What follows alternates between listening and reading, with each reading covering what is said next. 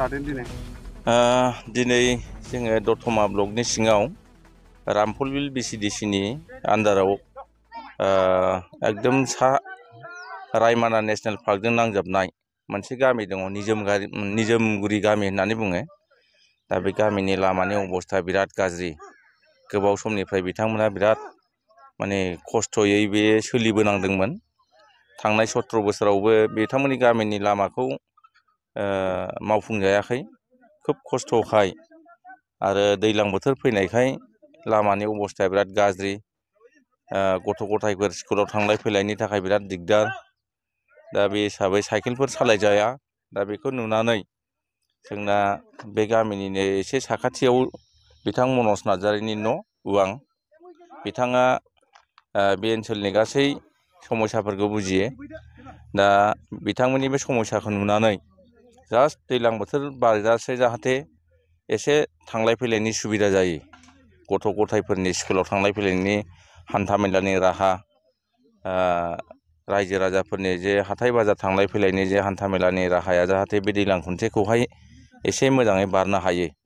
बिनि थाखाय माखासे जायगाफोरावहाय हिउम पाइप माने बसायनानै होनाय जादों आरो सेन्ड ग्रेभेलनि बेब'स्था खालामना होनाय जादों। दा बे हाबाफारिखौ दिनै मावफुंनाय जादों। दिनैल' नङा, मैयानिफ्राय मावदों, सानसे हायाखै। मैयाबो JCB गंसे आरो ट्रेक्टर गंथाम लानानै मावदों आरो दिनैबो बिदिनो थिग JCB गंसे आरो ट्रेक्टर गंथाम लानानै मावबाय थादों। आरो गाबोनबो बे माने खामानिया कन्टिनिउ थाबाय थागोन। हयथ' गाबोन जोबहैनो हागौ। दा बे हिसाबै बिथाङा आंखौबो एसे हांख्रायनाय लेखायै आंबो नुजाफैबाय आरो बिथांजों आं एसे माने मदद खालामफैबाय। दा आं बिथांजों आंजों एसे बे गामिनि रायजो राजाफोरनि जे लामानि जे गाज्रिथार अबस्थाखौ जों एसे सहाय खालामफैदों। दा गामिनि रायजो राजानो जाहाथे जोंनि UPPLनि फारसे एसे जाहाथे जोंखौ मदद खालामो, जों बेनि थाखाय बिथांमोननि एसे जोङो सहाय खालामनो जों फैदों आरोखि दिनैहाय। सरकारि आसनिनिफ्राय ना नोंथांमोननि रां? सरकारि आसनिनिफ्राय नङा, सेस्था खालामबाय थादोंमोन। दा सरकारि आसनिया बे गामियावहाय दासिमहालागै सफैथ'वाखैमोन। हयथ' नेक्स्ट बोसोरावहाय बे गामियाव माबा मोनसे माने MGNREGAनि दारैबा माजोंबा मावफुंजागोननि मोनसे खोथा मिथिदों। अब्लाबो नैबे दैज्लां बोथोरावहाय बिथांमोनहा जाहाथे बे दैज्लांसेखौ बारहोनो हायो, बिनि थाखाय जोङो जोंनि पकेटनिजों एसे मावग्रोना होनाय जाबाय आरोखि। बेखिनियानो। सरकारनि साफा दैदेनगिरि हिसाबै नोंथांमोना सरकारनि आसनिजोंनो सिगां समावहाय मावनो हायोमोन। दा नोंथांमोनहाबो सरकारनि आसनिनिफ्राय बेखौ मावाखै, नोंथांमोननि पकेटनि रांजोंसो मावनायखौ नुनो मोनदों। मानि थाखाय बेफोरबायदि जादों? खोथायाथ' बेयो सैथो, खिन्थु आथिखालावहाय दतमा समस्तियावहाय UPPLनि माने MCLA गैया आरो MLA आबो माने दतमा समस्तियावहाय जे 29 नं क'क्राझाराव गोलैयो हिसाबै माने दतमा समस्तियावहाय MLA आरो MCLA मोननैबो BPF नि। दा बिदिखाय बिथांमोनहा अबस्से गावसिनि माने MCLA फान्डजों मावोबा मावजायोमोन, मावनो हायोमोन। खिन्थु MCLA हिसाबै जोंनि दतमा समस्तियावहाय जों बिदि मोनसेबो खामानि जों नुवाखै, रायजो राजानि खामानि मावनाय। दा जोङो जे खामानिफोरखौ BCDC बा ब्लकनि खामानि स्किमजों कभार खालामनो हाजोबथ'वाखै। बे खामानिखौ जोङो एफा एनैखौ जोङो पकेटनिजों जोङो मेकआप खालामनानै होनो जों सेस्था खालामदों। खारन जोंहा बे समस्तियाव जोंहा दाहालागै माने MCLA गैथ'वा आरो MLA आबो जोंहा बे समस्तियाव गैया। बिनि थाखायनो सरकारनिफ्राय जों आसनि लाबोनायाव एसे खस्थ' जादों।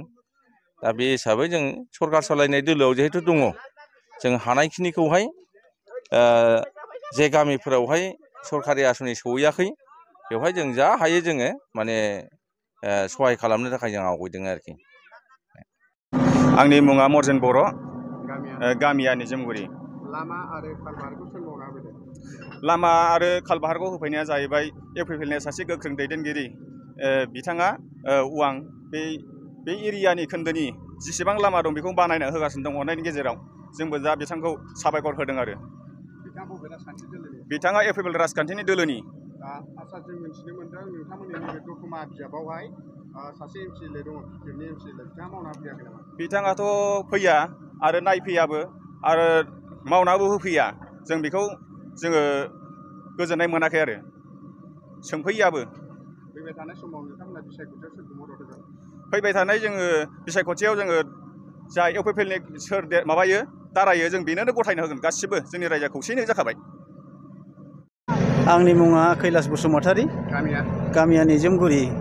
आदसा जोङो इउपिपिएलनि गोख्रों दैदेनगिरि बिथां मनज एबा उवां बिथाङा दि मावना फैबाय लामा आरो कालभार्टखौ माबायदि मोनदों गोसोआव?